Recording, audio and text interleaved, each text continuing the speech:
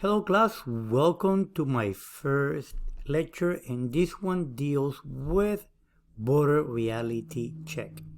So I'm going to give you an overall overview about the border, historical facts, geographic aspects of the border, the demographics, and many other really cool examples that pertains to this dynamic, contradicting border region. So, let me show you. So, those of you who took my Chicano Studies 101 or 102, or if you have never taken the history of the U.S. in relation to Mexico, the border was established in 1848 at the end of the U.S Mexican War, and Mexico ended up losing about 55% of its territory. So the U.S. acquired all this, which is Texas, we have New Mexico, we have Arizona, we have right here Utah, Nevada, and the state of California. And this border region today is about 2,000-mile border in terms of length. It's one of the busiest border crossing along these different states, and we'll go over that in a little bit. You're going to be reading about how borders are human constructions, and most of these borders have happened because of wars and conflicts, but they are very real barriers, as the one that we have with Mexico, and this is one of the most recent ones, finished about 4 years ago. This is the beautiful border fence by Mr. Trump. And this is the one on San Isidro. San Isidro is right here. And this is actually Colonia Libertad in Tijuana. And this fence is about 20-footer. And this in the middle is known as no man's land. And there's another barrier right here. So you have heard the news how migrants are coming across. So really these borders are useless to some extent. And we'll go over this later. And even though we have these walls, barriers, at the beginning we use part of the border by utilizing natural landscapes or barriers, and this is the one on Rio Grande. You've seen the news recently where the Governor Abbott have put these floating buoys to deter migrants from coming across, and this is the border, literally Rio Grande, that separates the state of Texas with Mexico. But then we also have part of the border in the Sonora Desert, and that's how migrants are dying coming across, either in the winter because temperatures plummets, or in the summers because it's super hot and migrants die of dehydration.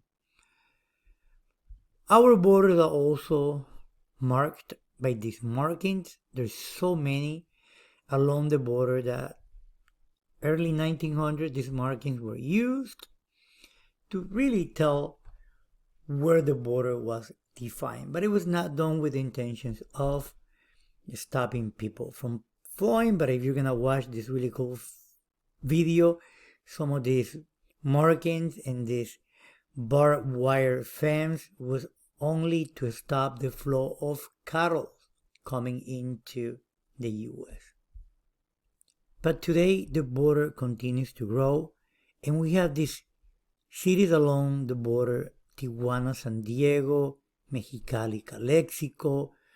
We can go to Aguas Prietas, Douglas, El Paso, Juarez, and all the way to Matamoros, Brownsville. And these cities are known as twin cities. The concept that these cities rely on each other in terms of economics.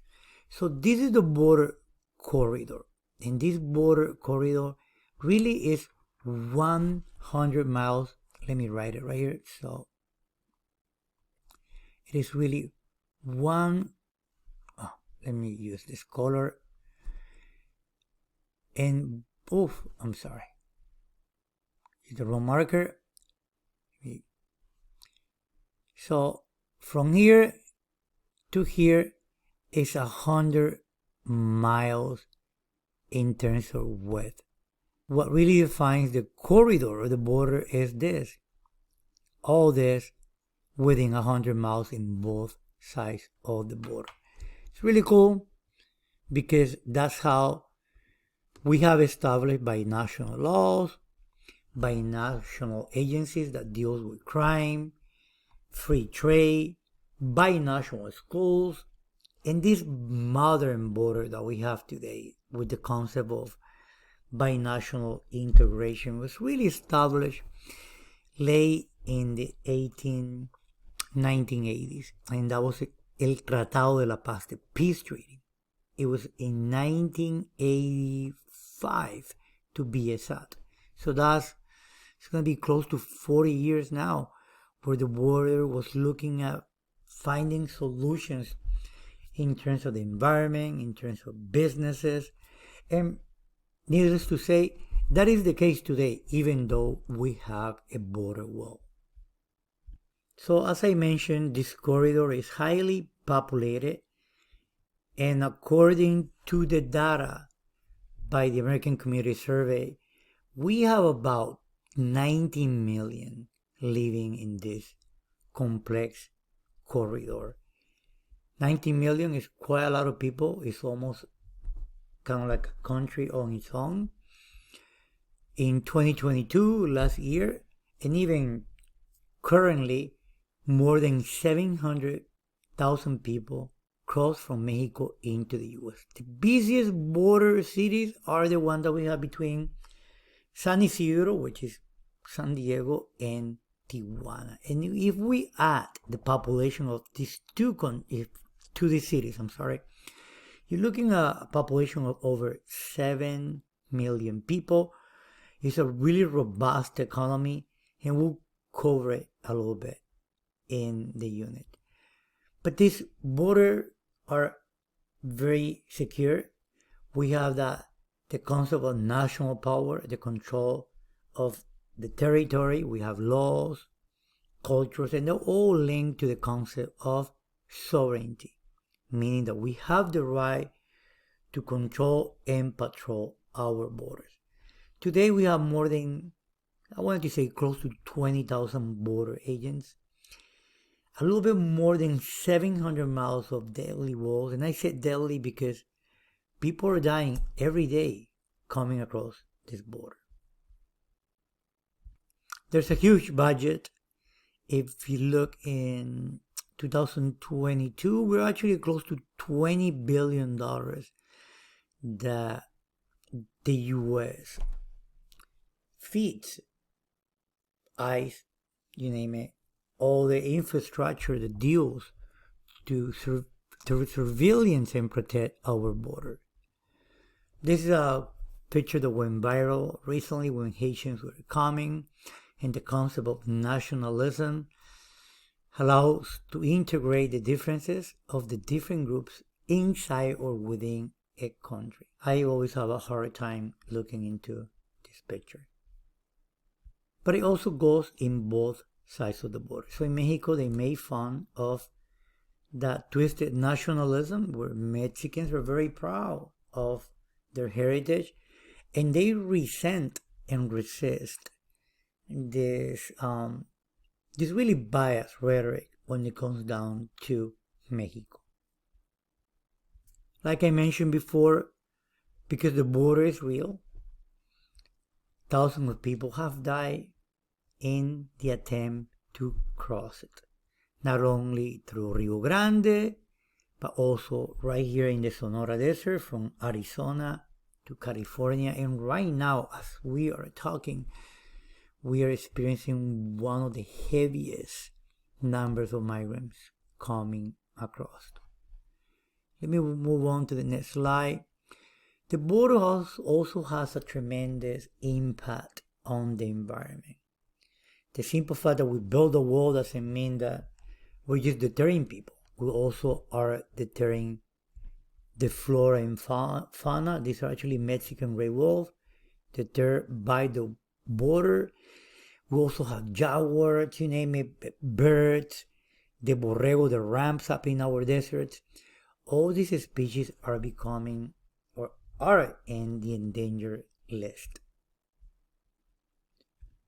But pollution also is huge because the border creates this massive flow of plastic, sewer that we have, for example, in Tijuana when it rains. It spills over into the Tijuana River that goes into San Diego and also goes into the beaches. So, as I mentioned to you before, we are connected to these borders in terms of economics.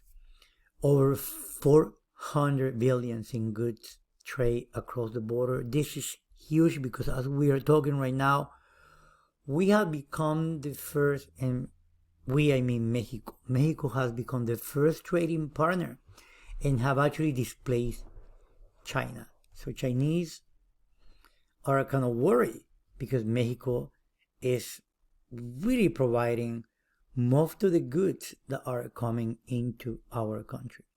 So this border that we have also taps into the idea of having a global network. Commodities, information markets, all we have it on our phones. When we're buying stuff on Amazon, a lot of these products are coming from Mexico. And the idea of this economic boom at the border and in both sides of the border have to do with push and pull factors. What push people out of the U.S. and what pull people into the U.S. are all connected to this.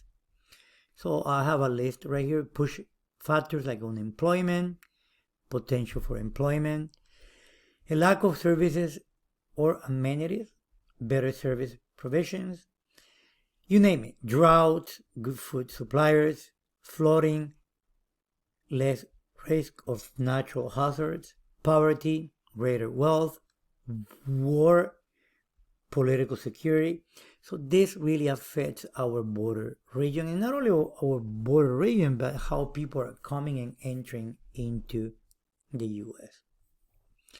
And the border continues to evolve. We have modern changes. After 9/11, things became more complicated. Even how we cross into the border, the same way when we have to line up in TSA, this long wait at the airport, thanks to 9/11. So the border really changed in the sense of security. But because people at the border tends to come up with solutions, there's this legal documentation provided at the U.S. at the entry border checkpoints, so people can flow faster.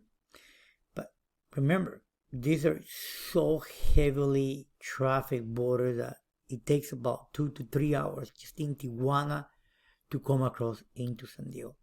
So people have these passport cards. They're called Ready Lane that you can cross faster. You also have the BCC, which is a border crossing card given to Mexican nationals so they can come into the U.S. You also have the global entry, Sentry, and we'll explore all this. Funny, not funny, once again, the border is very creative because we know that a lot of people fly from Mexico into parts of Mexico and all over Latin America. So the U.S. designed this terminal, and they put a bridge right on top of the border fence. How creative that was. And it's called CBX. And that really shows how the capacity for adaptation to changes, because we really rely on this border corridor to do business.